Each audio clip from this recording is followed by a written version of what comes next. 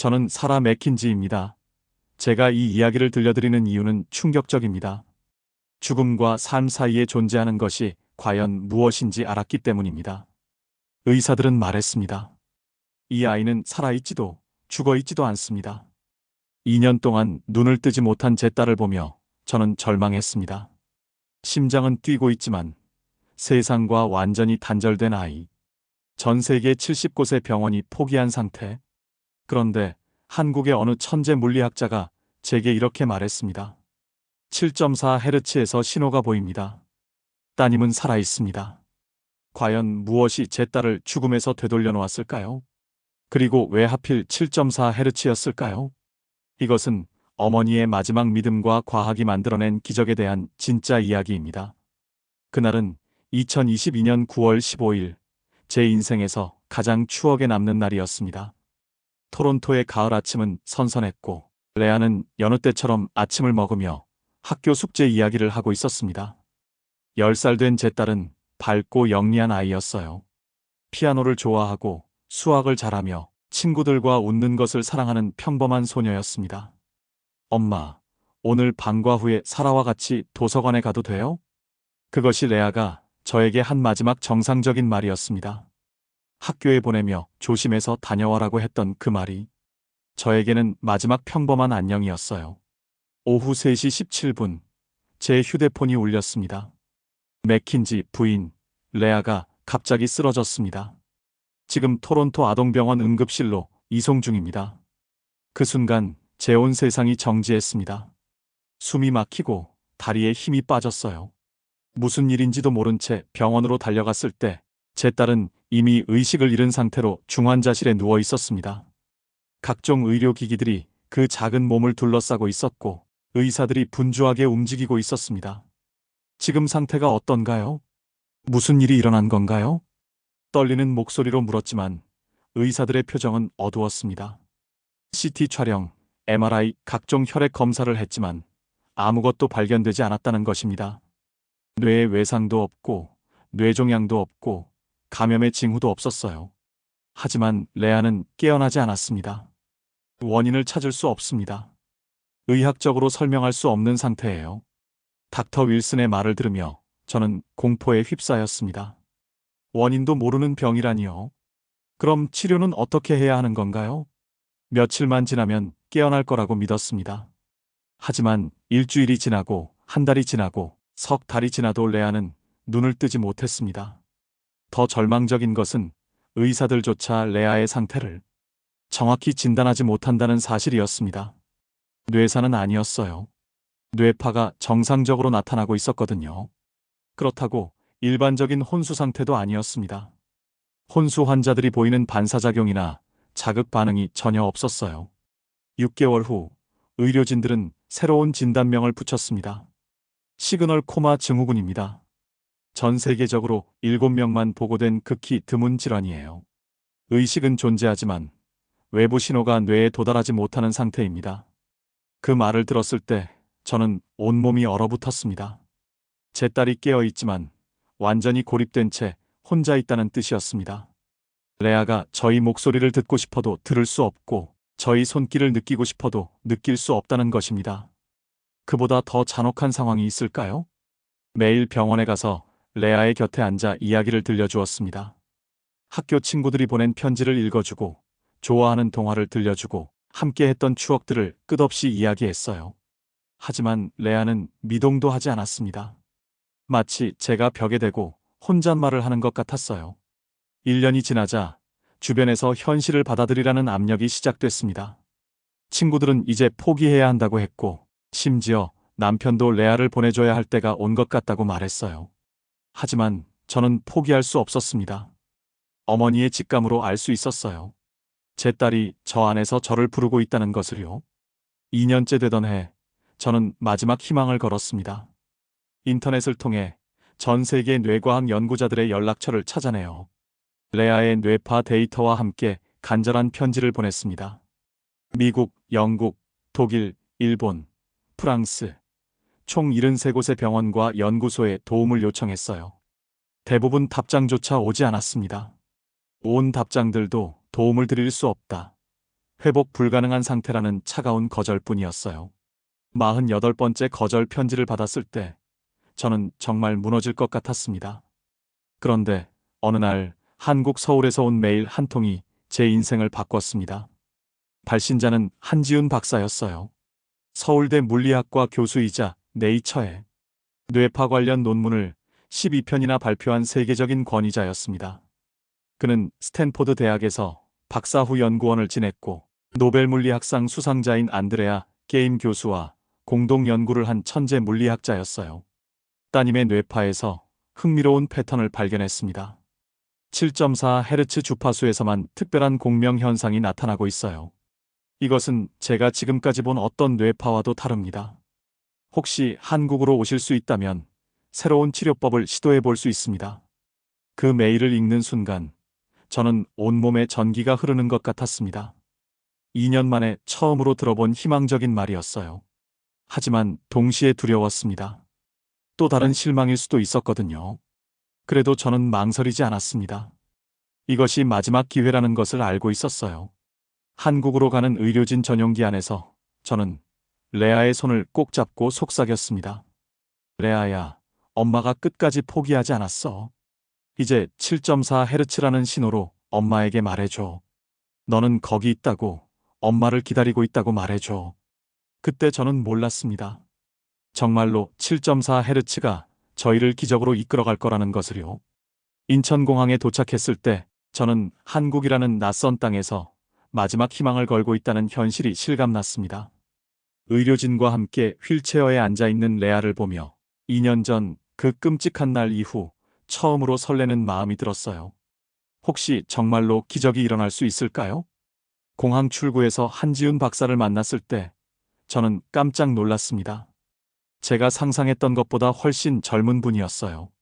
40대 초반으로 보이는 그는 차분하면서도 날카로운 눈빛을 가지고 있었습니다. 레아를 보는 그의 표정에서 단순한 호기심이 아닌 진정한 과학자의 열정을 느낄 수 있었어요. 맥킨지 부인, 멀리서 오시느라 고생하셨습니다. 레아를 직접 뵙게 되어 영광입니다. 그의 첫 인사에서 진심이 느껴졌습니다. 다른 의사들처럼 동정어린 시선이 아니라 마치 오랫동안 기다려온 연구 파트너를 만난 것처럼 반가워하는 모습이었어요. 박사님, 정말 가능할까요? 제 딸을 정말 깨울 수 있을까요? 떨리는 목소리로 물었을 때 한 박사는 확신에 찬 목소리로 대답했습니다. 7.4Hz 신호는 거짓말하지 않습니다. 레아는 분명히 저희와 소통하려 하고 있어요. 강남의 신경재활연구소로 향하는 차 안에서 한 박사는 제게 자세한 설명을 해주었습니다. 인간의 뇌파는 다양한 주파수로 나타나는데 레아의 경우 7.4Hz에서만 특별한 공명 패턴이 발견된다는 것이었어요. 이것은 마치 라디오 주파수와 같습니다. 레아의 뇌가 7.4Hz라는 특정 채널로만 외부와 소통하려 하고 있는 거예요. 저희가 해야 할 일은 그 채널에 맞는 신호를 보내는 것입니다. 연구소에 도착해서 레아를 전용 병실에 옮기는 동안 저는 긴장과 기대감이 교차했습니다. 이곳이 정말 제 딸의 마지막 희망의 장소가 될 수 있을까요? 한 박사의 연구팀은 생각보다 규모가 컸습니다. 뇌과학자 3명, 전자공학 박사 2명, 그리고 음향치료 전문가까지 총 6명의 전문가들이 레아를 위한 특별 치료팀을 구성했어요. 각자의 분야에서 최고라는 것을 금방 알 수 있었습니다. 맥킨지 부인, 이제 본격적인 검사를 시작하겠습니다. 먼저 레아의 현재 뇌파 상태를 정밀 분석하고 7.4Hz 신호의 정확한 특성을 파악해야 합니다. 첫 번째 검사에서 놀라운 결과가 나왔습니다. 캐나다에서 받은 자료보다 훨씬 선명하게 7.4Hz 신호가 포착되었어요. 마치 레아가 한국에 와서 더 활발하게 신호를 보내고 있는 것 같았습니다. 신기하네요. 환경 변화가 뇌파 패턴에 영향을 준 것 같습니다. 7.4Hz 신호가 전보다 20% 강해졌어요. 음향치료 전문가인 이소영 박사는 더욱 흥미로운 발견을 했습니다. 레아의 7.4Hz 신호는 단순한 뇌파가 아닙니다. 여기에는 리듬이 있어요. 마치 음악의 박자 같은 패턴이 반복되고 있습니다. 그날 밤, 저는 레아 곁에서 잠을 이루지 못했습니다. 과연 내일부터 시작될 치료가 효과가 있을까요? 2년 동안 쌓인 절망감 때문에 쉽게 희망을 품기가 어려웠어요. 다음 날 아침, 드디어 첫 번째 7.4Hz 치료가 시작되었습니다. 한 박사팀이 개발한 특수 장비는 정확히 7.4Hz 주파수의 전자기파를 레아의 뇌에 비침습적으로 전달하는 시스템이었어요. 동시에 이소영 박사가 제작한 7.4Hz 공명음악이 헤드폰을 통해 재생되었습니다. 치료 시간은 1회당 30분입니다. 처음에는 약한 강도로 시작해서 레아의 반응을 보면서 점차 조정해 나갈 예정이에요. 첫 번째 세션이 시작되자 저는 숨을 죽이고 레아를 바라봤습니다. EEG 모니터에서는 7.4Hz 신호가 점점 활발해지는 모습이 보였어요. 하지만 레아에게는 아무런 외적 변화가 없었습니다. 첫 번째라 당연합니다. 뇌가 새로운 자극에 적응하는 시간이 필요해요. 한 박사의 말에도 불구하고 실망감을 숨길 수 없었습니다. 그렇게 첫째 날이 지나갔어요. 둘째 날도 마찬가지였습니다. 뇌파 모니터에서는 분명한 반응이 나타나고 있었지만 레아는 여전히 움직이지 않았어요. 하지만 이상한 일이 일어났습니다. 제가 레아의 손을 잡고 이야기할 때 평소보다 손이 따뜻하게 느껴졌어요. 박사님, 레아의 손이 평소보다 따뜻한 것 같아요. 그것도 좋은 신호입니다. 뇌 활동이 활발해지면 말초 혈액순환도 개선되거든요. 셋째 날, 치료팀은 새로운 시도를 했습니다. 제가 직접 녹음한 목소리를 7.4Hz로 변조해서 들려주는 것이었어요. 레아가 좋아했던 동화 작은 왕자를 제 목소리로 읽어주었습니다. 레아야, 엄마 목소리 들리니? 내가 좋아하는 이야기야. 그 순간이었습니다. EEG 모니터에서 갑자기 신호 패턴이 급격하게 변했어요. 7.4Hz 신호가 폭발적으로 증가하더니 다른 주파수 대역에서도 반응이 나타나기 시작했습니다. 잠깐, 이것 좀 보세요. 알파파 대역에서도 반응이 나타나고 있어요. 한 박사와 연구팀이 모니터 앞으로 달려왔습니다. 저도 덩달아 흥분했어요. 무슨 일이 일어나고 있는 건가요? 레아가 엄마 목소리를 인식하고 있는 것 같습니다. 뇌파 패턴이 완전히 달라졌어요. 그 말을 들은 순간 저는 눈물이 쏟아져 나왔습니다. 정말로 제 딸이 저의 목소리를 듣고 있다는 것인가요? 2년 만에 처음으로 레아와 소통하고 있다는 것인가요? 하지만 외적으로는 여전히 아무런 변화가 없었습니다. 레아는 여전히 눈을 감고 있었고 움직이지도 않았어요. 그래도 저는 확신했습니다. 제 딸이 저를 듣고 있다는 것을요. 그날부터 치료 방식이 바뀌었습니다. 매일 30분씩 제가 직접 레아에게 이야기를 들려주는 시간을 가졌어요. 어릴 때 함께 읽었던 동화책, 학교에서 있었던 일들, 그리고 레아가 깨어나면 함께 하고 싶은 일들을 끝없이 이야기했습니다. 뇌파 반응은 날마다 좋아졌습니다. 처음에는 7.4Hz에서만 나타나던 반응이 점차 다른 주파수로도 확산되었어요. 마치 레아의 뇌가 서서히 깨어나고 있는 것 같았습니다. 일주일이 지난 어느 날, 이소영 박사가 새로운 제안을 했습니다. 이제 다음 단계로 넘어가야 할 것 같아요. 레아가 직접 반응할 수 있도록 유도해보면 어떨까요? 어떻게요? 간단한 질문을 하고 대답을 손가락 움직임으로 표현하도록 요청하는 거예요. 듣고 있다면 한 번, 아니라면 2번 움직이는 식으로요. 저는 가슴이 두근거렸습니다. 정말로 레아가 반응할 수 있을까요? 아니면 또 다른 실망이 기다리고 있는 걸까요? 그렇게 새로운 도전이 시작되었습니다. 과연 레아는 저희의 간절한 부름에 답할 수 있을까요? 한국에 온 지 열흘째 되던 날, 저는 처음으로 절망이라는 익숙한 감정이 다시 밀려오는 것을 느꼈습니다. 뇌파 반응은 분명히 좋아지고 있었지만 레아는 여전히 눈을 뜨지 못했고 움직이지도 않았어요. 혹시 제가 또다시 헛된 꿈을 꾸고 있는 건 아닐까요? 박사님, 정말 괜찮은 건가요? 뇌파가 반응한다고 해서 레아가 정말 의식이 있는 건가요? 불안한 마음에 한지훈 박사에게 물었을 때 그는 확신에 찬 눈빛으로 대답했습니다. 맥킨지 부인, 뇌파는 거짓말하지 않습니다. 레아는 분명히 듣고 있어요. 단지 반응하는 방법을 찾지 못하고 있을 뿐입니다. 오늘부터 새로운 시도를 해보겠습니다. 그날 오후 치료실에는 평소보다 많은 의료진이 모였습니다. 한지훈 박사, 이소영 박사, 그리고 물리치료사까지 총 5명이 레아 주변에 자리를 잡았어요. 분위기가 심상치 않다는 것을 느낄 수 있었습니다. 오늘은 레아가 직접 소통할 수 있는지 테스트해 보겠습니다. 간단한 질문을 하고 손가락 움직임으로 답하도록 유도할 거예요. 이소영 박사가 새로 제작한 특별한 음향 시스템이 준비되었습니다. 제 목소리를 7.4Hz로 변조하되 더욱 정교하게 조율된 주파수였어요. 마치 레아의 뇌와 완벽하게 동조되도록 설계된 것 같았습니다. 레아야, 엄마야. 오늘은 내가 엄마에게 대답해 줄 수 있는지 시도해 볼 거야. 떨리는 목소리로 말을 시작했습니다. 즉시 7.4Hz 신호가 활발해지기 시작했어요. 만약 엄마 목소리가 들린다면 왼손 검지를 1번 움직여줘. 들리지 않는다면 2번 움직여줘. 숨을 죽이고 레아의 손을 바라봤습니다. 1분이 지나고 2분이 지나도 아무런 반응이 없었어요. 하지만 EEG에서는 폭발적인 뇌파 활동이 일어나고 있었습니다. 뇌파 반응이 엄청나네요.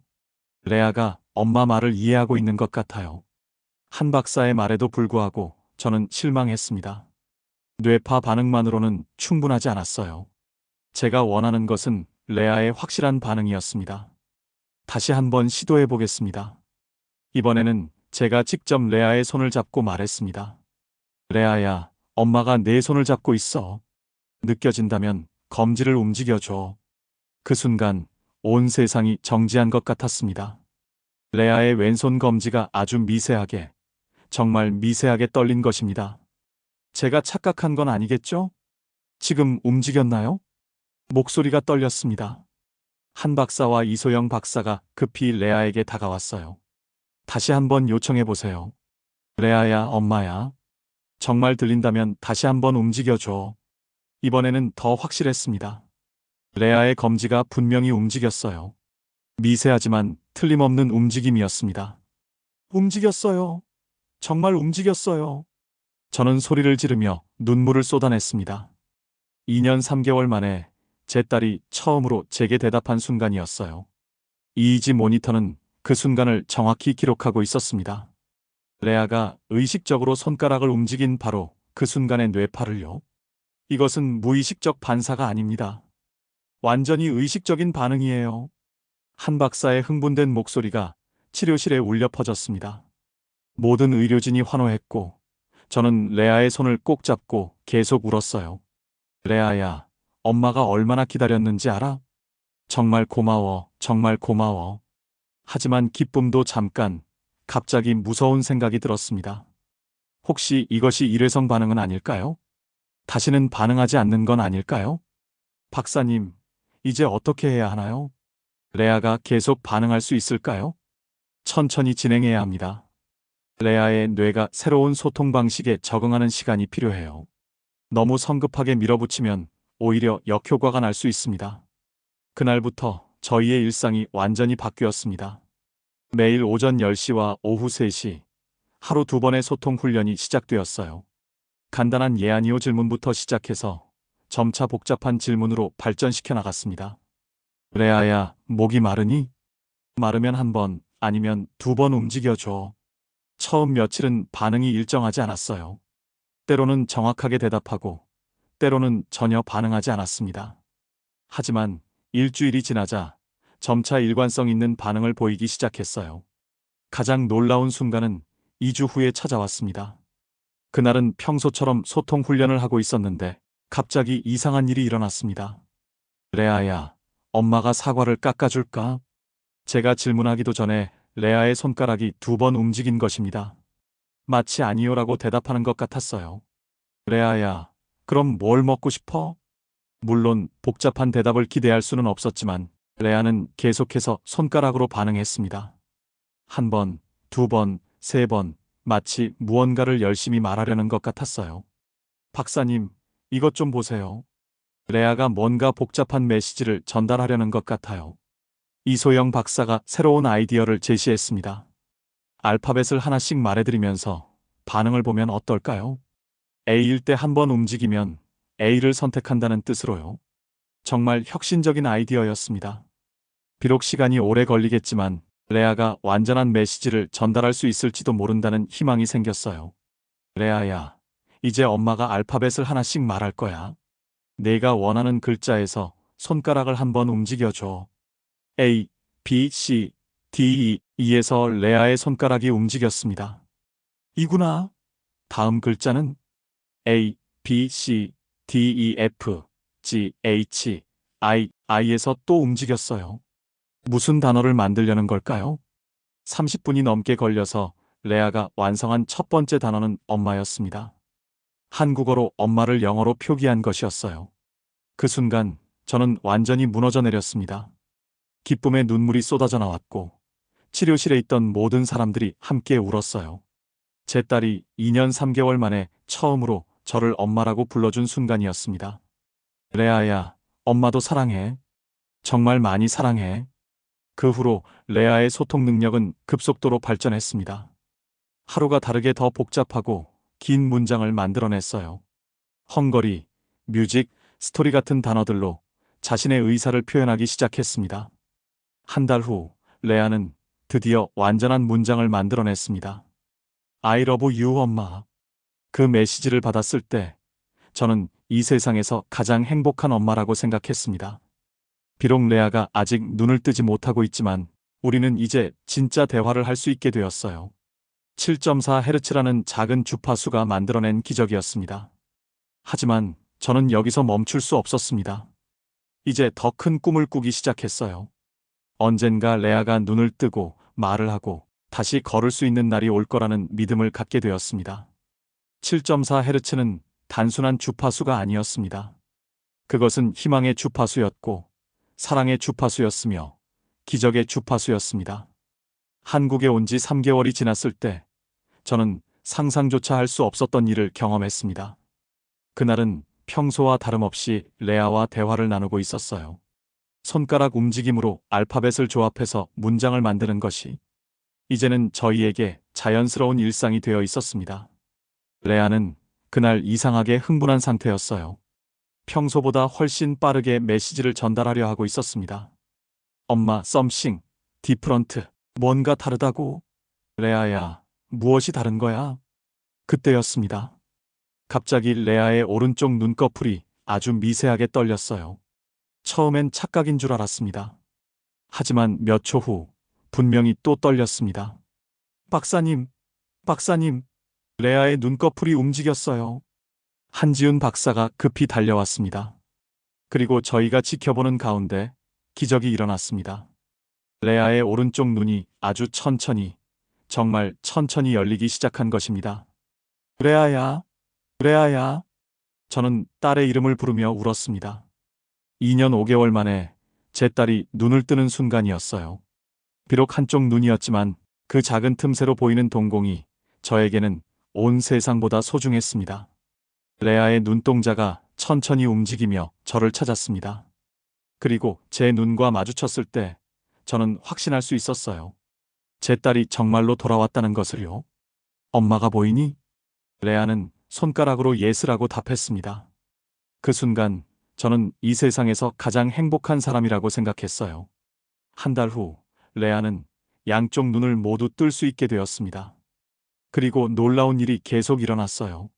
목을 조금씩 움직일 수 있게 되고 입술을 살짝 움직일 수도 있게 되었습니다. 어느 날 레아가 저에게 특별한 메시지를 전했습니다. 엄마, I want to speak. 말하고 싶다고? 레아야, 천천히 해도 돼. 엄마는 기다릴 수 있어. 그런데 그 다음 주 정말로 기적이 일어났습니다. 레아가 입을 벌리더니 아주 작고 거친 목소리로 말했어요. 엄마, 그 한마디를 듣는 순간 저는 완전히 무너져 내렸습니다. 2년 5개월 만에 듣는 딸의 목소리였어요. 비록 힘들어 보였지만 분명히 제 이름을 부르는 레아의 목소리였습니다. 레아야, 엄마야, 엄마가 여기 있어.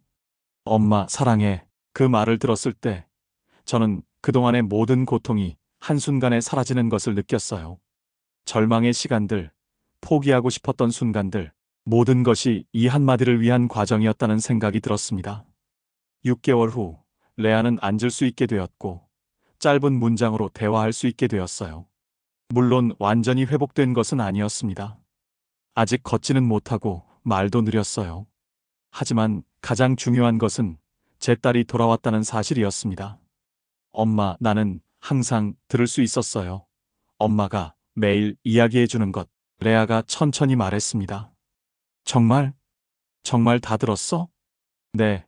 7.4Hz는 나와 엄마를 연결해 주는 특별한 주파수였어요. 나는 그 안에서 엄마를 기다리고 있었어요. 그 말을 들으며 저는 한지훈 박사님께 말할 수 없이 감사했습니다. 만약 그분이 7.4Hz 신호를 발견하지 못했다면, 만약 포기했다면 저는 영원히 제 딸을 잃었을지도 모르거든요. 1년 후, 레아는 휠체어를 타고 학교에 다닐 수 있게 되었습니다. 한국에서 재활 치료를 마치고 캐나다로 돌아온 후에도 7.4Hz 치료는 계속되었어요. 이제는 휴대용 장비로 집에서도 할 수 있게 되었습니다. 가장 놀라운 것은 레아의 이야기가 전 세계에 알려지면서 비슷한 증상을 가진 다른 환자들에게도 희망을 주게 되었다는 것입니다. 한지훈 박사님의 연구팀은 7.4Hz 공명 치료법을 정식 의료 기술로 발전시켰고, 지금까지 12명의 시그널 코마 환자들이 의식을 되찾았다고 해요. 엄마, 나는 7.4Hz 덕분에 다시 태어났어요. 어느 날 레아가 저에게 말했습니다. 아니야, 레아야. 엄마가 7.4Hz 덕분에 다시 태어났어. 포기하지 않는 것이 얼마나 중요한지 배웠거든. 지금 레아는 13살이 되었습니다. 아직 완전히 회복되지는 않았지만 매일 조금씩 나아지고 있어요. 피아노도 다시 치기 시작했고 친구들과 웃는 소리로 집안이 가득합니다. 때로는 레아가 잠들기 전에 저에게 말해요. 엄마, 7.4Hz 소리가 아직도 들려요. 그것은 엄마와 나를 연결해주는 사랑의 주파수예요. 저는 이제 알고 있습니다. 7.4Hz는 단순한 과학적 발견이 아니었어요.